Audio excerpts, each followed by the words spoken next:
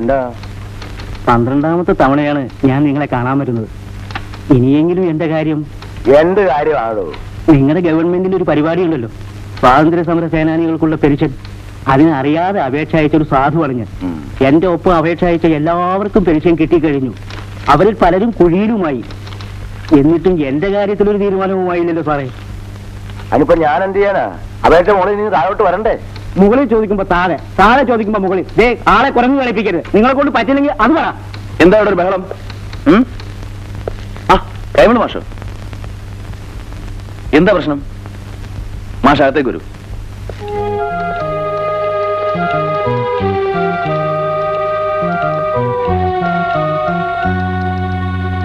മാഷ് ഇരിക്കും. മാഷിന് എന്നെ മനസ്സിലായോ? ഞാൻ വടക്കേപ്പാടത്തെ ശാരദാമ്മയുടെ മോനാ, കൃഷ്ണനുണ്ണി. ഓ, ഇപ്പൊ എനിക്ക് മനസ്സിലായി. നിങ്ങളെ വളരെ ചെറുപ്പത്തിൽ കണ്ടിട്ടുള്ളതാ. അമ്മയ്ക്ക് സുഖം തന്നെയല്ലേ? ആ. മാഷിക്ക് എന്താ കുടിക്കാൻ? ചായയോ കാപ്പിയോ? ഒന്നും വേണ്ട, ഇപ്പൊ കുടിച്ചതേ ഉള്ളൂ. ആ, എന്താ മാഷ പ്രശ്നം?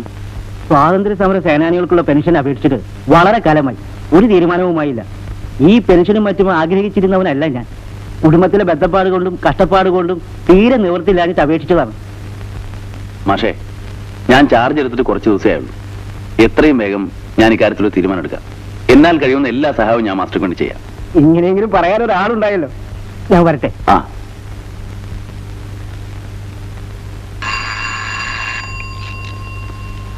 ആ സൂപ്രണ്ടിനോട് വരാൻ പറയൂ.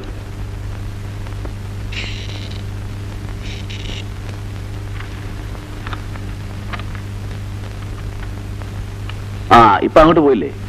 ആ കൈമൾ മാഷിന്റെ പെൻഷന്റെ പ്രശ്നം എന്തായി? ആ, എനിക്കറിഞ്ഞൂടാ. പിന്നെ ഈ ഓഫീസിൽ ആരോട് ചോദിച്ചാൽ അറിയാം. Mister Devasya, I am your superior officer. You have to answer my questions properly. എന്റെ സാറേ, ഫയൽ എന്റെ മേശപ്പുറത്ത് വന്നെങ്കിൽ എനിക്ക് എന്തെങ്കിലും ചെയ്യാൻ പറ്റും. അല്ലാതെ മോളിൽ നിന്ന് ഫയൽ എടുത്തുകൊണ്ട് വന്ന് എനിക്കൊന്നും ചെയ്യാൻ പറ്റില്ല. വേണ്ടി വന്നാൽ അതും ചെയ്യേണ്ടി വരും. സൂപ്രണ്ട് സാറിന് ഫോണുണ്ട്. ആരാ? തിരുവനന്തപുരത്ത് മിനിസ്റ്റർ പി എ. കുറച്ച് തിരക്കിൽ അല്പം കഴിഞ്ഞ് വിളിക്കാൻ പറ. നിങ്ങൾ എന്തൊക്കെ ചെയ്താലും ശരി, DDC മീറ്റിംഗിന് മുമ്പ് എനിക്ക് ആ ഫയൽ കിട്ടണം. മനസ്സിലായോ? ഒരുപാട് കാര്യങ്ങൾ തീരുമാനിക്കേണ്ട ഒരു യോഗമാണിത്. നിസാര കാര്യങ്ങളെ കുറിച്ച് തർക്കിച്ച് സമയം കളയരുത്. ഈ പെൻഷൻ ലിസ്റ്റിനെ കുറിച്ച് ആരുടെയും കൊല്ലതും പറയാനുണ്ടോ? Yes sir. ആ പേപ്പറിനെ കുറിച്ചൊരു തീരുമാനം എടുക്കുന്നതിന് മുമ്പ് ഞാൻ വിശദമായിട്ട് അന്വേഷിച്ചു. കൈമൾ മാസ്റ്റർ സ്വാതന്ത്ര്യ സമരത്തിൽ പങ്കെടുത്ത ആളാണെന്ന് എല്ലാവർക്കും അറിയാവുന്നതാണ്. ആ ലിസ്റ്റിലുള്ള ഒട്ടുമിക്ക പേരെ കുറിച്ചും ഞാൻ അന്വേഷിച്ചു. പലരും അതിന് അർഹതയില്ലാത്തവരാണ്. പിന്നെ എങ്ങനെ ലിസ്റ്റിൽ വന്നു? അത് എന്നോടല്ല ചോദിക്കേണ്ടത്. അവരെ റെക്കമെൻഡ് ചെയ്ത രാഷ്ട്രീയക്കാരോടും MLA-മാരോടാണ്. നോ, ഞങ്ങളെ മനഃപൂർവ്വം കരിവാരിത്തേക്കാൻ ആദ്യം കൊണ്ടുവന്ന ഒരു ആരോപണമാണിത്. സാർ, ആ ലിസ്റ്റിൽ ഏറ്റവും യോഗ്യനായ മനുഷ്യൻ കൈമൾ മാസ്റ്ററാണ്. ആ മനുഷ്യന് വേണ്ടി റെക്കമെൻഡ് ചെയ്യാൻ ഇവിടെ ഒരു രാഷ്ട്രീയക്കാരനും ഉണ്ടായില്ല. കാരണം കൈക്കൂലി കൊടുക്കാൻ അദ്ദേഹത്തിന്റെ പണമില്ല. ബഹുമാനപ്പെട്ട RDO, കൈക്കൂലി വാങ്ങുന്നത് ഞങ്ങൾ രാഷ്ട്രീയക്കാരല്ല, നിങ്ങളെപ്പോലുള്ള ഗവൺമെന്റ് ഉദ്യോഗസ്ഥന്മാരാണ്. അതുകൊള്ളാം. നിങ്ങൾക്ക് ഞങ്ങളെ ബലിയാടുകളാക്കാൻ വളരെ എളുപ്പമാണ്. കാറും ബംഗ്ലാവും ഭൂസത്വം ഇല്ലാത്ത ഏത് രാഷ്ട്രീയക്കാരനാണ് ഇവിടെ ഉള്ളത്? എന്നിട്ട് ബ്യൂറോക്രസിയെ കുറ്റം പറയുന്നു. Mind your business. You are being paid by the tax payers money. Sir, ആദ്യം നിങ്ങളെ മനഃപൂർവ്വം ആക്ഷേപിക്കുകയാണ്. ഞങ്ങൾക്ക് പറയാനുള്ള കളക്ടറോട് പറഞ്ഞു കഴിഞ്ഞു. ആദ്യയുടെ തീരുമാനത്തിൽ നിങ്ങൾ പ്രതിഷേധിക്കുന്നു. വാടാ. ഏതാണെന്ന് അറിഞ്ഞുകൊടുത്തു. ഇതിനു മുമ്പ് എത്ര ആഡിയോമാരെ നമ്മൾ കണ്ട. ഈ IAS കൊടുക്കുന്ന സമ്പ്രദായം തന്നെ മാറ്റം.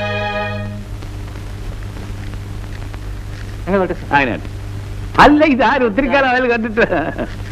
ആ, നമസ്കാരം. പിന്നെ എന്തൊക്കെയുണ്ട് വിശേഷങ്ങൾ?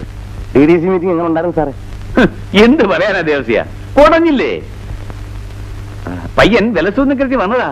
കയ്യും കാലും ഒടിച്ചിരുത്തിയിരിക്കുക. ഇനി തല പൊങ്ങുകയില്ല. ഓ, ഒരാഡിയോ വന്നിരിക്കുന്നു. അയ്യോ, സമയം പോയി. ഒരു മീറ്റിംഗ് ഉണ്ട്. ദേവസ്യ വരുന്നോ? ഇല്ല സാർ. അപ്പൊ ഞാൻ വരട്ടെ. ശരി സാർ. അതെ. മിസ്റ്റർ കൃഷ്ണുണ്ണി കുറച്ചുകൂടി അഡ്ജസ്റ്റ് ചെയ്യാൻ ശ്രമിക്കണം. രാഷ്ട്രീയക്കാർ വന്നും പോയും ഇരിക്കും. കൃഷ്ണുണ്ണിക്കറിയാവോ, ഇപ്പോ ഇവിടെ നമ്മളെ നഖശികാന്ത് എതിർക്കുന്നവർ തന്നെ നമ്മളെ ഉപയോഗിച്ച് അവരുടെ കാര്യങ്ങൾ നേടിയെടുക്കും. അതിനവർക്ക് യാതൊരു മടിയുമില്ല. അതാണ് രാഷ്ട്രീയം. ഭരണം മാറി മറിഞ്ഞും വരും. നമ്മളൊക്കെ അവരുടെ കയ്യിലെ വെറും യന്ത്രങ്ങളാണ്.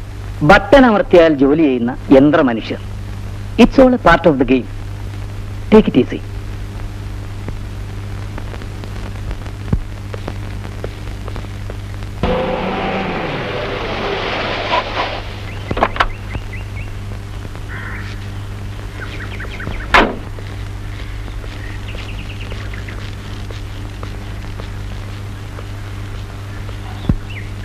എന്റെ മോൻ വന്നോ?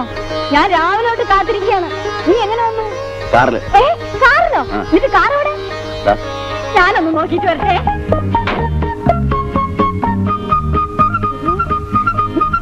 ഇതാണ് മോന്റെ കാറ്? മോനേതാ? ആ, സൂക്ഷിച്ച് ഓട്ടിക്കണേ. തട്ടിയും മുട്ടി അപകടമൊന്നും വരുത്തി വയ്ക്കരുത്. നല്ല വണ്ടി.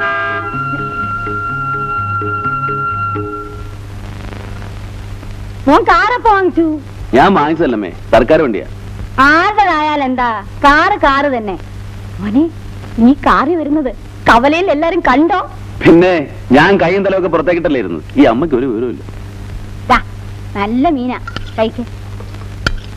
നീ വല്ലാതെ ക്ഷീണിച്ചു പോയി. നേരത്തും കാലത്തും ഭക്ഷണമൊന്നും കഴിക്കുന്നില്ലേ? എനിക്ക് ആരാ അവിടെ വിളമ്പിത്തരാൻ?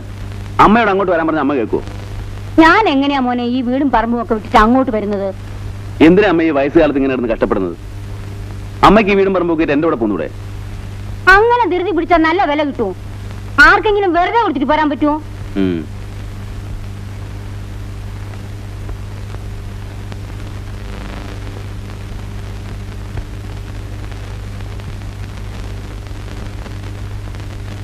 മോനെ, നീ ഇങ്ങനെ നടന്നാ മതിയോ?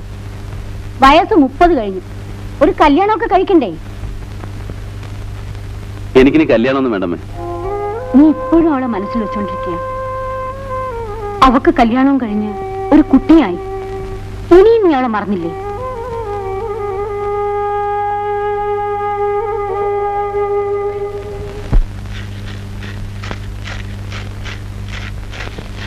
എന്താ മോളെ, നാപ്പിച്ചി പോയില്ലേ?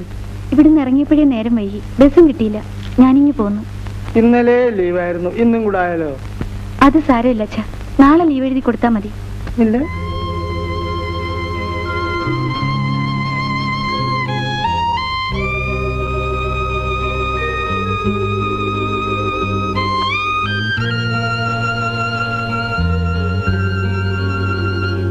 രാത്രി അവൻ ബഹളം ഉണ്ടാക്കുന്ന കേട്ടല്ലോ മോളെ. അതെന്നാണ് അച്ഛാ ഇല്ലാത്തത്? താലി കെട്ടി അന്ന് മുതൽ തുടങ്ങിയതല്ലേ? എന്റെ ഈശ്വര, എന്റെ മോക്ക് ഇങ്ങനൊരു ദുർവിധി വന്നല്ലോ. ആരെ കുറ്റം പറഞ്ഞിട്ട് എന്താ കാര്യം? എല്ലാം ഞാൻ തന്നെ വരുത്തി വെച്ച വിനയാ. പാവപ്പെട്ടവനായാലും ആ കൃഷ്ണനുണ്ണി ആയിരുന്നെങ്കിൽ എന്റെ മോളെ പൊന്നുപോലെ നോക്കുമായിരുന്നു. അച്ഛൻ എന്തിനാ ആവശ്യമില്ലാതെ അതും ഇതും ഒക്കെ പറയുന്നത്? ആ, അതും ശരിയാ. ഇനിയിപ്പോ പറഞ്ഞിട്ട് എന്താ കാര്യം?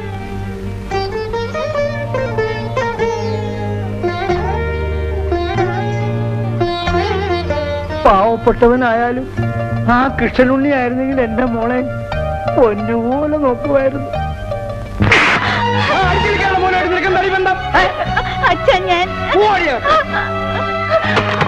നീ പുറത്തിറങ്ങിയാണല്ലോ ഒന്നിറങ്ങി.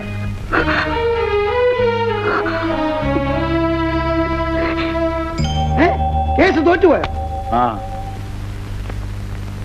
ഹൈക്കോർട്ടുണ്ടല്ലോ, നോക്ക. ഞാൻ വിടില്ല. വേണ്ടി വന്നാൽ സുപ്രീം കോടതി വരെ പോകും. അമ്മാവൻ എന്തിനാ നിസ്സാരം വരമ്പ് കേസിനും പുലിവാലിനൊക്കെ പോകുന്നത്? പോടാ, നിനക്കെന്തറിയാം? ഇതിന്റെ അഭിമാനത്തിന്റെ പ്രശ്നമാണ്. ഞാൻ വിടില്ല. കേസ് പറഞ്ഞ് സ്വത്തുക്കൾ തീരാറായി.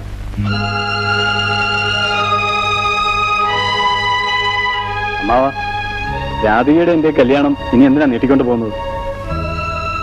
അമ്മാവന് ഇഷ്ടമില്ലെങ്കിൽ ആരെങ്കിലും തുറന്നു പറഞ്ഞാൽ മതി.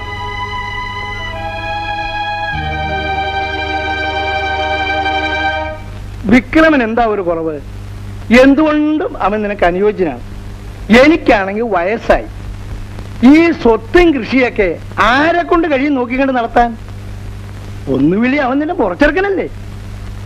അവൻ ആകെ കൂടി ഒരു കുറവുണ്ടെന്ന് പറയാൻ വലിയ പഠിത്തമില്ല. ഇപ്പോഴത്തെ കാലത്ത് പഠിത്തം കൊണ്ട് ഒരു പ്രയോജനമില്ല. നോക്ക്, ഞാൻ തീരെ നിശ്ചയിക്കാൻ പോവുകയാണ്.